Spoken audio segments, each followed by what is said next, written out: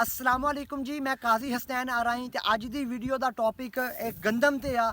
मैं पंजाब हुकूमत और वफाक हुकूमत दोनों के अगे बेनती करदा कि किसानों नूं इस फसल का गंदम का पूरा रेट दिता जाए, क्योंकि किसानों ने जो बिजाई की आ ना उदों डीजल ते सबसिडी मिली आ, DAP ते इन्होंने 16-17 हज़ार रुपए च पाई आ, सोना यूरिया वो इन्होंने ब्लैक के 7 हज़ार च पाई आ, जे इन्होंने स्प्रेवां इनू कीतियां वा तो वह महंगियां, जे पानी लाया तो 1300-1400 रुपये घंटे नू पानी लाया वा, तो किसान नू किसी किस्म का किसी ने सुख का साह नहीं लैन दिता।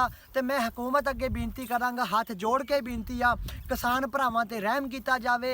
और पहले किसान भरा तो परेशान सीगे जो तुसीं 3900 या 3800 रेट कढ़िया वा दाणियां दा, तो जो हुण तुसीं कहता कि सर तुसीं क्या गल्लियां दे विच जिहड़ी गौरमेंट फी एकड़ कनक चक्केगी किसान दे कोलों, वो सिर्फ चक्केगी 6 बोरियां, यानी कि 15 मन किले की कनक तकरीबन बनती है।